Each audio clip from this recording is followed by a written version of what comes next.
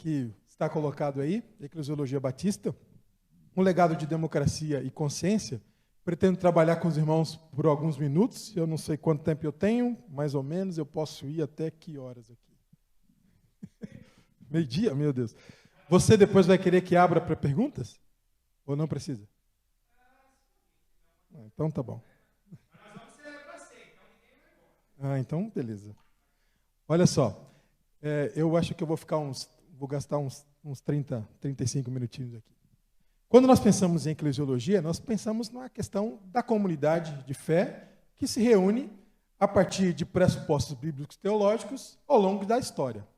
Só que dentro dessa concepção de legado, de fé, da tradição mesmo, nós temos compartimentos, né? Nós temos particularidades. E a Eclesiologia Batista é uma delas. Assim como nós temos outras versões de eclesiologia com outras características, mas a Eclesiologia Batista é uma característica dela, no determinado momento histórico, que depois passou por algumas mudanças, mas não perdeu a sua, eu vou dizer assim, essência nesse sentido. Então, quando nós falamos de Eclesiologia Batista, nós estamos pensando dentro de uma particularidade histórica, de uma coisa assim grande, né? Gigantesca, que é, depois da Reforma Protestante, esse amálgama de versões de igreja, de teologias e assim por diante. Então, esse diálogo que nós vamos ter, ele vai servir para dar uma compreensão do que seria a Eclesiologia Batista e como que nós nos inserimos hoje dentro dessa caminhada que foi sendo feita. Eu vou ter que retomar lá atrás, rapidamente, eu sei que os irmãos são aplicados e entendem isso, mas só para a gente ter só para nós termos uma linha de reflexão aqui. No primeiro momento, nós temos a Reforma Protestante. Alguns vão falar que é reformas, porque não havia só uma, havia mais de uma. Lutero é uma das expressões, tem outras. E dentro dessa Reforma Protestante, vários grupos, aí nos localizamos na Inglaterra. Inglaterra, ali perto do século XVI, século XVII, em que estava havendo um caldeirão de várias manifestações religiosas, por conta do rei também romper com a Igreja Católica, no seu primeiro momento, por razões pessoais, depois por razões políticas. E dentro desse caldeirão todo da Inglaterra, está lá grupos de diferentes matrizes buscando o seu lugar. Então, entre esses grupos que estão buscando o seu lugar, tem lá um povo que ainda não se chama, que depois vai ser chamado como batistas, lá na frente. Esse grupo é um pouquinho revoltado com as coisas, porque eles não concordam com muita coisa. Típico, né? Eles não concordam com muita coisa. E uma das coisas que eles não concordam mesmo é de que o rei tem alguma ingerência, tem alguma autoridade sobre a formação ou sobre a liturgia da igreja. Esse é um dos pontos. O que motivou, então, uma perseguição assim muito forte contra esse grupo, e esse grupo tem que migrar, uma parte desse grupo migra para o que era o reduto dos protestantes na época, que era hoje Holanda, que eles não querem mais ser chamados como Holanda, né? Mas Amsterdã. E esse grupo, então, em Amsterdã, na Holanda, eles se organizam. E vai com esse grupo duas expressões, por isso que nós não falamos que os batistas têm fundadores. Vai nesse grupo duas expressões, duas pessoas que têm expressão no seu contexto, que é o Thomas Helves e o John Smith. Eles têm as suas particularidades, mas eles também têm as suas diferenças, e isso fica evidente quando eles estão lá. Tanto que o John Smith se coloca dentro dos anabatistas mesmo, se infiltra lá e fica por lá, e o Thomas Helves tem alguma resistência com isso. Só que quando esse grupo se organiza em Amsterdã, e eles decidem voltar para Londres, eles já estão mais organizados, e quando eles decidem voltar, eles sabem que voltando para Londres, voltando para a Inglaterra, a perseguição iria continuar como de fato continuou. O Thomas Helves depois vai morrer na prisão. Mas eles se organizam, então, ao redor de Londres, numa comunidade. E essa comunidade tem como forte ênfase a separação entre igreja e Estado. Mas antes dessa questão de tentar essa separação entre igreja e Estado, nós ficamos sabendo, pela história de outros, obviamente não eclesiásticos, de que havia um borbulhar muito forte dentro da Inglaterra para que isso pudesse acontecer. Para os irmãos terem uma ideia, o John Locke, que é um filósofo inglês, ele vai dizer que o grupo que mais radicalizou essa questão da separação entre igreja e Estado foram os batistas. E depois ele vai ser chamado de batistas, obviamente. Para termos uma ideia de como que isso era muito forte. E, com a Revolução Gloriosa, que eu não vou entrar aqui, isso vai acontecer. Mas o meu ponto aqui é só para a gente ter esse contexto do que nós estamos falando. Quando nós usamos, então, essa palavrinha radicalidade, né? Essa palavrinha aí, radicalidade é nesse sentido. Eles são radicais no sentido de separar a igreja e Estado, são radicais em algumas posturas que eles não concordavam com a igreja estatal, são radicais sobre essa questão da liturgia ser livre, são radicais em uma série de coisas. Depois, se os irmãos quiserem acompanhar, vale muito a pena ler o livro do Christopher Hall, que ele vai falar sobre como que os batistas, ele vai dizer como que a Bíblia influenciou a Revolução Gloriosa e como que os batistas, dentro disso, favoreceu muito a esse pólvora, para colocar fogo na coisa, né? Para os irmãos terem uma ideia. Então não foi assim, uma coisa assim tão fácil. E por isso que, obviamente, nenhum rei gostaria de ter alguém falando contra ele o tempo todo. Foi colocado na prisão por causa disso. Mas o Thomas Elvis, depois que organiza um pequeno grupo aos redores de Londres, os batistas eles sempre vão ter essa necessidade de responder algumas perguntas. No primeiro momento, eles não tinham essa preocupação em formular doutrinas, em formular um código doutrinário, nada disso. Isso é sempre depois. Primeiro eles fazem o ajuntamento deles e depois tentam responder algumas coisas. E não foi diferente com o Thomas Elvis assim. É a primeira que nós temos. 1611. E nesse pacto que ele faz com essa igreja que está surgindo, tem 26 artigos. E eu fiz questão, então, de elencar os principais que falam da eclesiologia. Então, o primeiro deles, a igreja de Cristo é uma empresa de um povo de fé, dependentemente do mundo, pela palavra do Espírito de Deus, ligada ao Senhor e uns aos outros pelo batismo, mediante sua confissão de fé e pecados. Só nessa primeira parte nós já temos um problemão. Os irmãos entendem que nessa época não era uma questão assim, eu sou presbiteriano, sou metodista, sou batista, sou assembleano, não era nada disso. Nessa época, ser de uma determinada ala do cristianismo, ou protestante ou católico, era uma questão de vida ou morte, uma questão social, uma questão política, uma questão econômica. Quando alguém tinha essa iniciativa de romper com a sua tradição religiosa, seja católica ou protestante, ele assumia também os riscos sociais e econômicos de sobrevivência. Aí vem os batistas, coisa de maluco mesmo, e coloca a questão do batismo. E o batismo é como se fosse uma certidão de nascimento. Batizou na igreja católica, você é católico. Se você batizar numa igreja protestante, você é protestante. E a questão de ser católico e protestante é uma questão de países. É por isso que eles foram para a Holanda. Porque a Holanda sempre se caracterizou desde o início como um reduto de protestantes que estavam saindo de países católicos. Então o batismo é muito radical. Vem um grupo e diz que vai batizar pessoas adultas, coisa de doido, coisa de maluco. Vocês estão assim, querendo o quê? Que a gente tenha uma guerra, né? É exatamente isso, é um rompimento. E no primeiro momento os batistas não batizam por imersão. Eles batizam por aspersão porque era o que eles mais conheciam. É depois que eles vão ter essa compreensão de batizar por imersão. Mas só batizar adultos já é um problema. Já é um problema muito grave. Só batizar adultos com confissão de fé já é um problema. Então essa é a radicalidade mesmo da eclesiologia batista. Um outro ponto aqui, ele coloca o seguinte, que como uma congregação pertencente a Cristo e baseada na palavra. Assim sendo, nenhuma igreja pode fazer qualquer tipo de objeção sobre outra. Nós já temos, então, em 1611, em um dos artigos, essa questão da independência, da autonomia das igrejas. Elas são independentes, elas são autônomas. Uma não tem qualquer ingerência sobre a outra. Não há nenhum poder soberano sobre a igreja local. Um outro ponto, toda igreja deve receber seus membros por batismo, outra radicalidade. O batismo tem como símbolo a morte para o pecado, por isso não pode ser administrado a crianças, uma vez que essas não têm pecado. Por isso que os batistas vão ter a brilhante ideia de apresentar crianças. Quando essas igrejas apresentam bebês, é a ideia de batista. Com todo respeito, tá bom? Por quê? Porque se a gente não pode batizar crianças, que era o mais comum, presbiterianos hoje batizam crianças, metodistas têm uns 2, batizam crianças, batizam adultos. E os batistas não, recusaram batizar criança, falaram assim, mas o que a gente vai fazer com as crianças dos membros? Nós vamos apresentar assim como Jesus foi apresentado. Essa foi uma das ideias que se teve. Por isso, quando a criança vem pela primeira vez ao templo de uma igreja batista, ela é apresentada. Né? Faz-se, então, a apresentação do bebê, por causa disso. Aí depois os outros, achei legal isso aí, eu vou copiar também. Tranquilo, não tem problema. Né? Mas é por causa disso. Então, nós estamos falando de artigo de fé de 1611.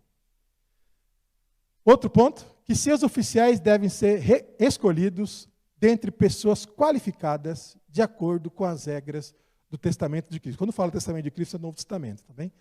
Por eleição e aprovação de cada igreja ou congregação das quais são membros. Daí, outro ponto. Se a igreja é estatal, quem determina o clero é o Estado.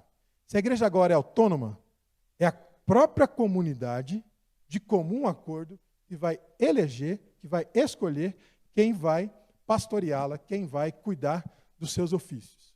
Isso também foi outra radicalidade. Esse documento foi publicado em 1854 em Londres.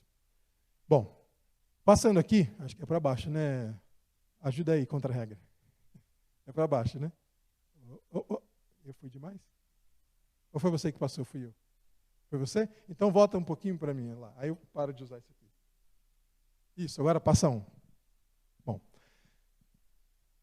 Por que temos essas diferenças? O que está por trás, qual é o pressuposto fundamental que está por trás dessa radicalidade na eclesiologia? É muito fácil. Essa questão, não vamos confundir aqui, a questão do indivíduo, e que ele vai usar o termo de individualismo como nós temos hoje. Bem?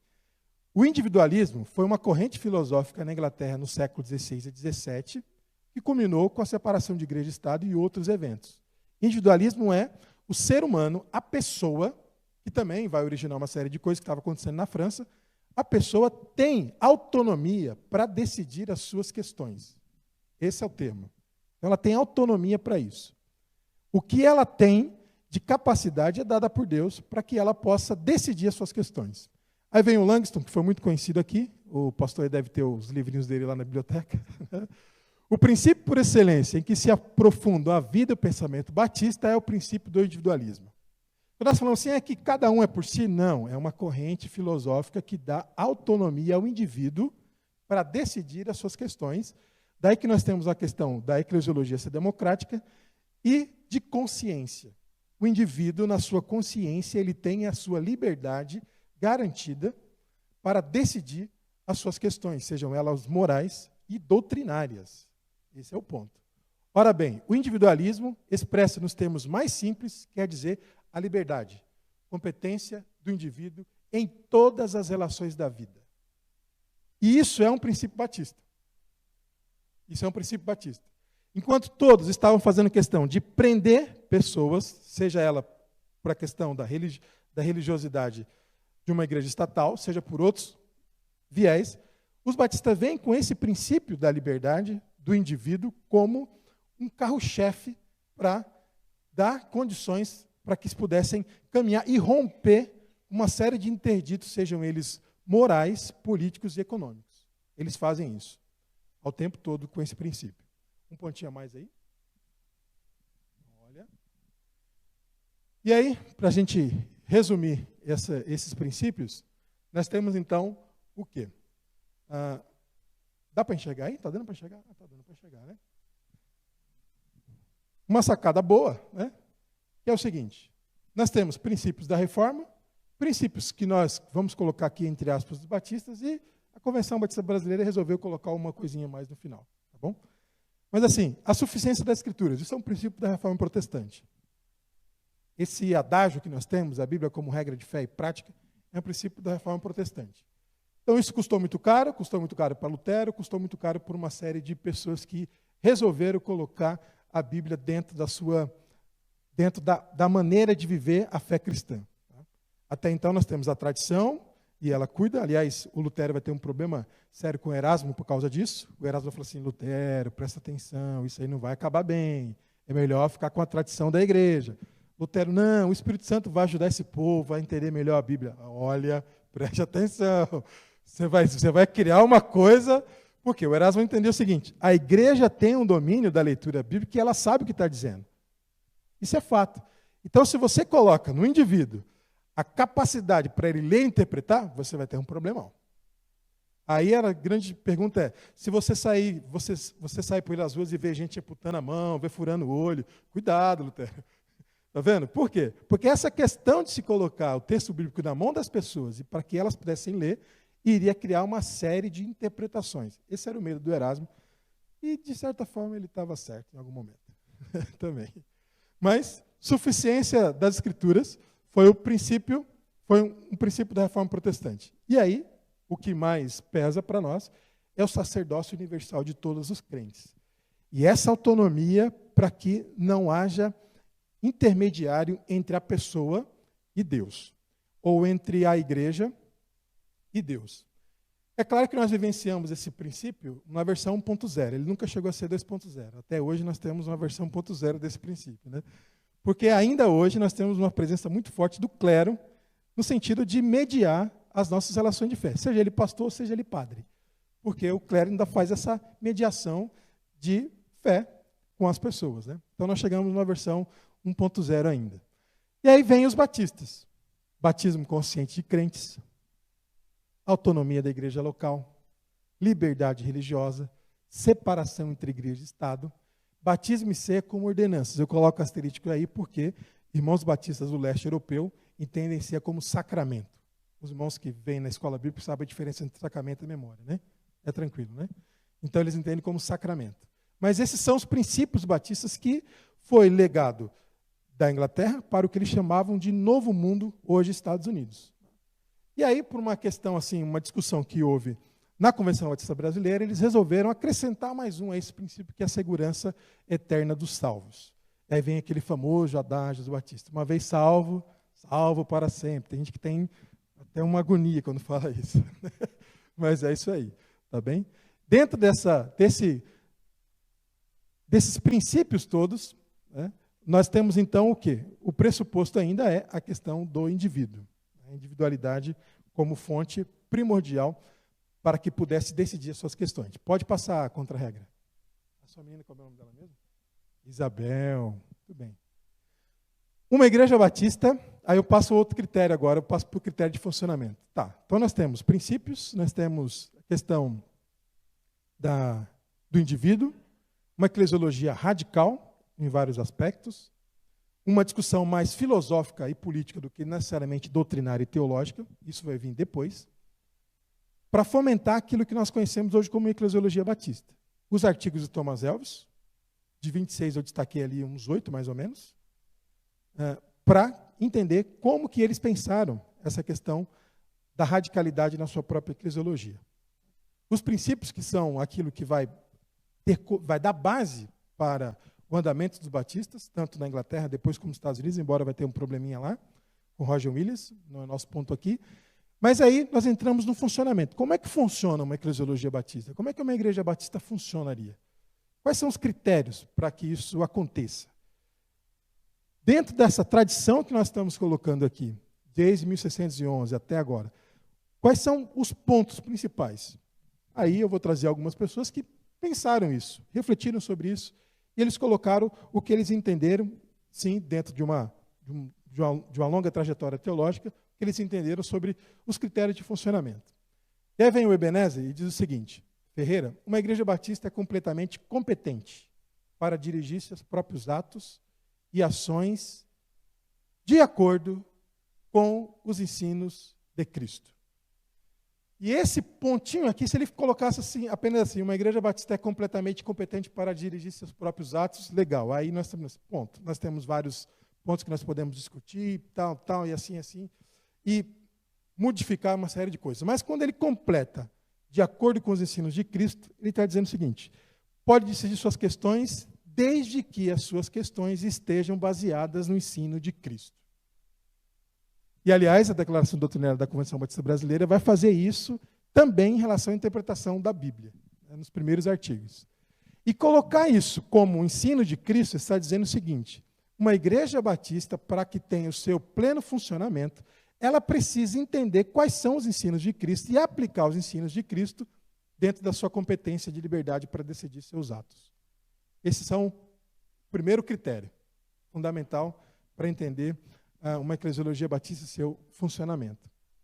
Os ensinos de Cristo como uma diretriz básica para a vida da igreja. Isabel, pode passar. E aí temos um outro critério colocado aqui, que é o seguinte. Nós, batistas, temos uma questão assim, muito nossa, né? Nós gostamos muito de discordar. Né? Aliás, o Tobit falava assim, onde tiver 2 ou 3 batistas, há discordância. Nós gostamos muito de discordar. Por quê? Porque a nossa eclesiologia ela é baseada nessa questão da autonomia, e isso favoreceu. Só que quando nós discordamos, será que nós temos alguns pontos que diz a nós que nós temos alguns limites para essa discordância, para o ponto de vista contrário? Temos. O John Lardes foi um professor no Seminário Batista do Sul do Brasil por muito tempo. Ele escreveu um livrinho muito bom, chamado Teologia dos Princípios Batistas. Se você não tem, acho que agora é quase possível encontrar, mas se você encontrar, pegue. É muito bom mesmo. Ele vai dizer assim, em caso de diferença de interpretação bíblica, olha só, interpretação bíblica, cada igreja batista tem que ler e interpretar a Bíblia para si mesma. Só nessa parte, fala assim, mas como é que funcionaria uma declaração doutrinária? Né? Isaltino Gomes Coelho Filho já dizia o seguinte, tive o prazer de tê-lo como professor, ele falava assim, a declaração doutrinária da Convenção Batista Brasileira, ela não é normativa, ela é indicativa, ela indica aquilo que a maioria dos batistas creem. Porque se ela fosse normativa, só essa primeira parte já cairia. Ou seja, a igreja não tem nenhuma autonomia para ler e interpretar a Bíblia por si mesma. De acordo com esse princípio, cada igreja define sua própria maneira de proceder em questões duvidosas. Então, ela pressupõe-se maturidade em Cristo, como nós acabamos de olhar agora há pouco, pressupõe que a maneira como ela discute as suas coisas e define as suas questões é de uma leitura bíblica honesta, equilibrada, e que esse princípio pode favorecer para que questões duvidosas possam ser dirimidas. Então, esse é o ponto. Né? Esse é o ponto. Um outro critério, a Isabel vai passar, é o seguinte, que Cristo, a leitura bíblica, e aí agora vem um outro ponto aqui. As igrejas neotestamentárias são autônomas, têm governo democrático, praticam a disciplina e se regem todas as questões espirituais e doutrinárias exclusivamente pela palavra de Deus, sob orientação do Espírito Santo. Isso aqui é um problemão. Por que é um problemão? Porque ele está dizendo o seguinte, que os ensinos de Cristo, vamos lá acompanhar, a competência para ler e interpretar questões duvidosas, a partir da leitura bíblica, questões espirituais e doutrinárias também a partir da palavra de Deus, mas a declaração coloca outro fator, um outro critério de funcionamento de uma eclesiologia. A orientação do Espírito Santo. Irmão, quer uma coisa mais complicada do que isso? A orientação do Espírito Santo. Que a igreja, ela precisa e ela é orientada pelo Espírito Santo para resolver as suas questões, para lidar com os seus problemas. E como é que funciona essa questão da orientação do Espírito Santo? Se nós tivéssemos uma igreja pentecostal, o pastor falou que é A, e pronto, acabou, né? Se tivéssemos assim, pastor, Deus me mostrou, o Espírito Santo me falou essa madrugada, eu acordei, eu abri a janela e ele falou, filho, manda essa igreja fazer isso. Eu estou falando para os irmãos, amém, glória a Deus, e acabou. Bom, ótimo. Pronto, o pastor não tem nenhum problema e acabou. Aí ele vai dizer que é o Espírito Santo, então, é nessa condição. Quando se coloca para uma igreja batista sob a orientação do Espírito Santo, e nós temos assim um legado, né, de que nós tivemos assim, alguns problemas com a terceira pessoa da Trindade, por várias questões, por dons espirituais, enfim, por vários movimentos que mais macularam isso do que qualquer outra coisa. Quando nós colocamos isso, a declaração está colocando algo que a Bíblia diz, que o Novo Testamento coloca. A igreja, ela é orientada pelo Espírito Santo. A comunidade local é orientada pelo Espírito Santo. E a orientação do Espírito Santo favorece o bom funcionamento da comunidade. Um outro aspecto é o seguinte. O John Lardy diz assim, é um batista assim, raiz mesmo, né? ele vai dizer assim, a presença do Espírito Santo em cada crente constitui a base da democracia batista. Puxa vida, hein? Ele é inocente? Ele é ingênuo? O que ele é? Não, ele é bíblico, ele está sendo bíblico e honrando a tradição batista. O Espírito Santo habita em todos os crentes e, por essa razão, pode manifestar-se através do plenário da igreja. Olha só. Aí você olha assim para essa declaração do John Lydon e fala assim, mas puxa vida, mas será que é assim mesmo? E o movimento político, diplomático que tem que haver e tal, mas ele entende que isso é uma característica da eclesiologia batista. Se toda a igreja tem a presença do Espírito Santo e se cada crente é habitado pelo Espírito Santo, pressupõe-se que a sua comunidade, em assuntos que ela vai discutir, que ela vai tratar, o Espírito Santo pode orientar de uma maneira que pode ser manifestada no plenário à vontade dele. Pode ser arriscado? Pode. Em alguns momentos? Sim. Mas é o que se entende sobre essa questão de ser orientado pelo Espírito Santo. Um outro aspecto, ela vai passar, é o seguinte. A eclesiologia batista tem, já estou acabando, tá bem? Tem uma tradição. Ela tem uma tradição.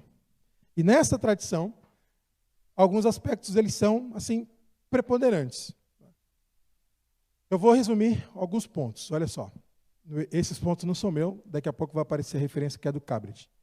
Todos os membros de uma igreja batista gozam dos mesmos privilégios e direitos. O seu governo é pura democracia. Não há distinção entre pastores e membros quanto à autoridade eclesiástica. E só de não separar pastores e membros em questões de autoridade eclesiástica, já é uma coisa boa, né? Já é uma coisa boa. Não há hierarquia da igreja batista.